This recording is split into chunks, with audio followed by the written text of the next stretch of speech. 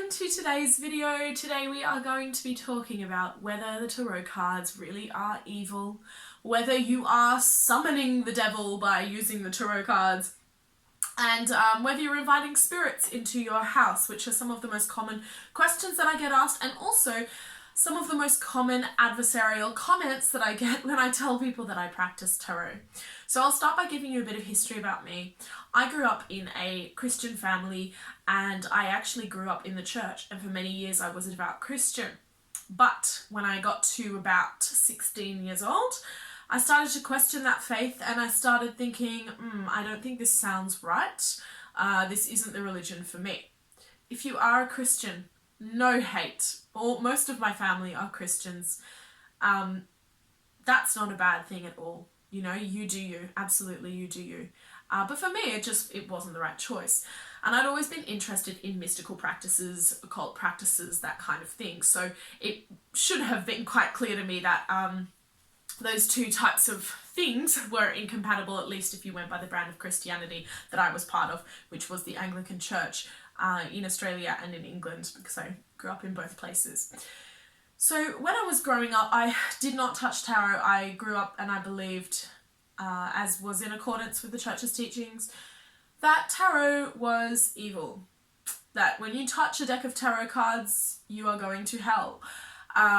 Or you are inviting evil into your life in some way. You are basically damning yourself when you read tarot. And I think that this view is not helped by the other portrayals that we have, such as the portrayals in the media, just like Bridget at Biddy Tarot was saying in her video to do with this topic. You can go check her out as well. In the media, you know, tarot readers are portrayed as these very spiritual, psychic type, harbingers of doom type figures. But the thing is that for most of us who read tarot, it's just simply not true. It's just not what we do. The majority of tarot readers that I know don't even try and divine the future. They don't try and read the future. And most tarot readers that I know, and I would argue that probably some of the best practice of tarot reading, is not to tell the future. It's actually to use the tarot as an introspective tool to give us guidance on where we are in our lives and to let us know what we're thinking, what we're feeling, uncover those hidden emotions, and then determine ways that we can move forward from there. It's not used to say, okay, you're going to die next week.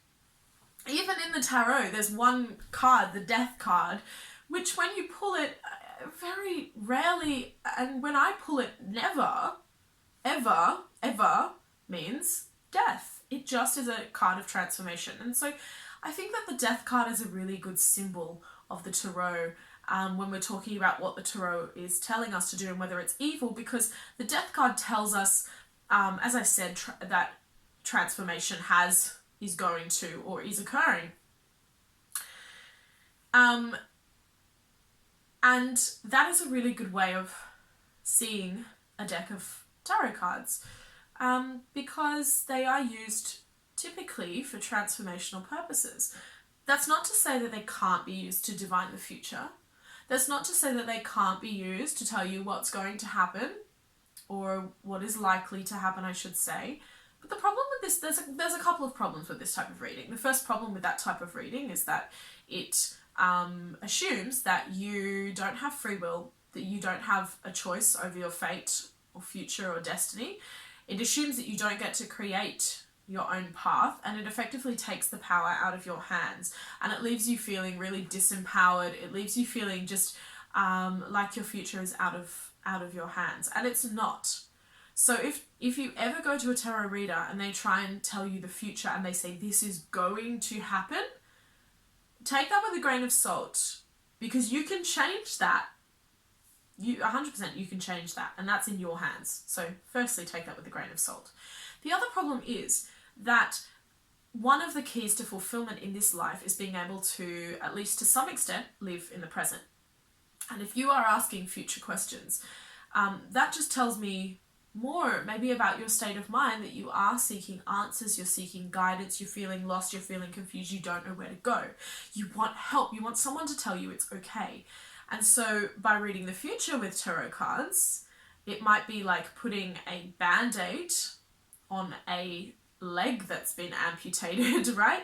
It's like this momentary piece of knowledge that gives you peace of mind, but it can't cover up the actual need that you have.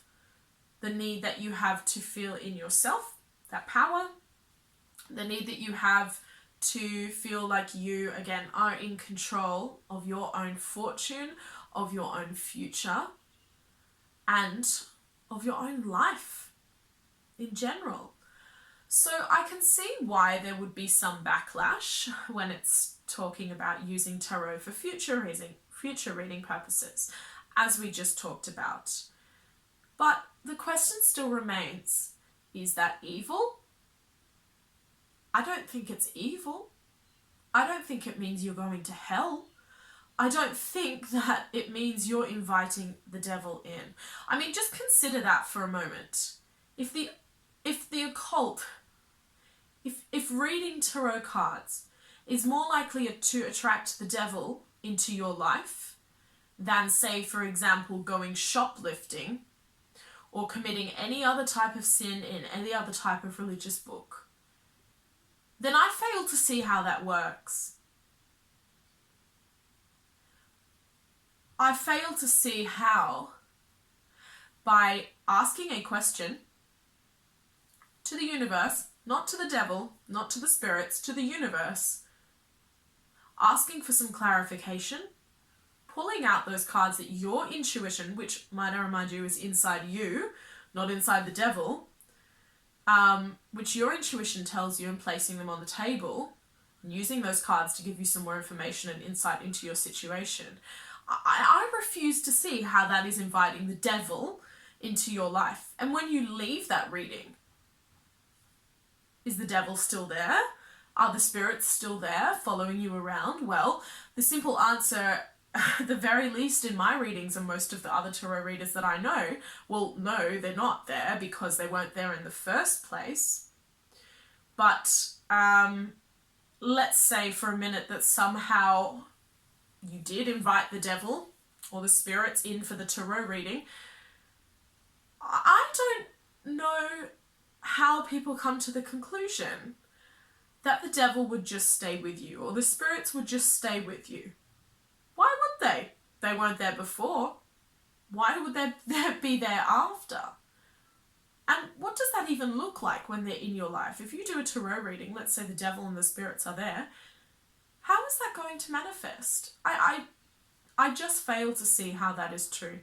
And I just personally do not believe that practicing tarot is even really, if you're doing it introspectively, is even part of occult practices, let alone inviting the devil or spirits into your life, or an evil practice, or it's going to hell.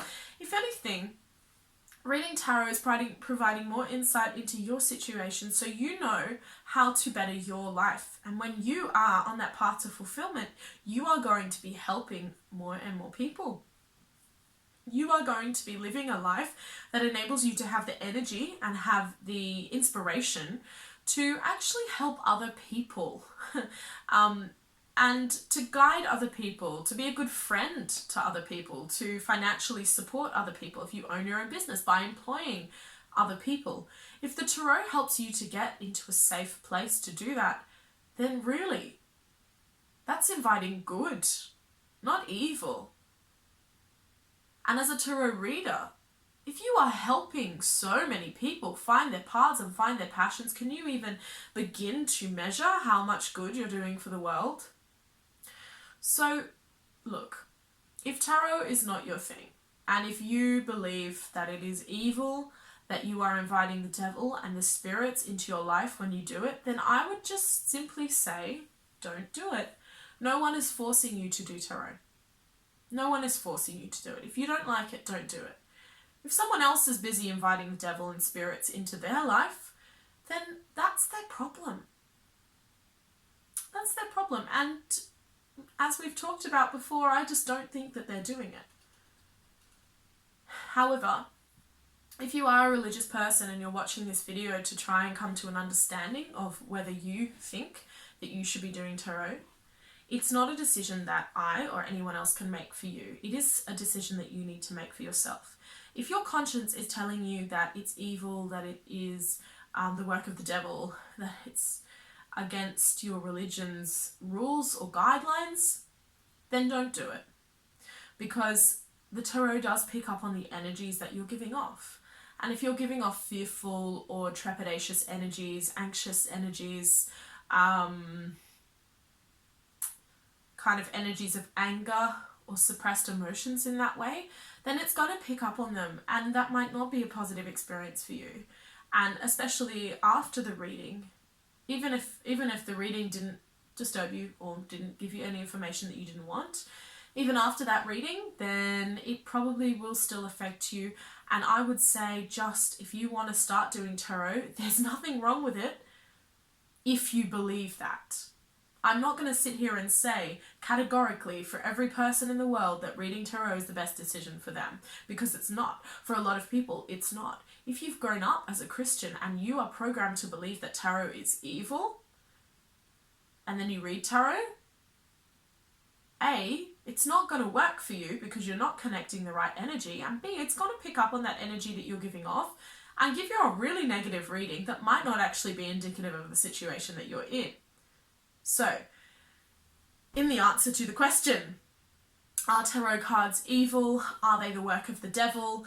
Are they a negative spiritual practice? If you believe that they're not, if you feel aligned when you're doing it, if you do it and you come away feeling enlightened and not disempowered, then no. They're not evil.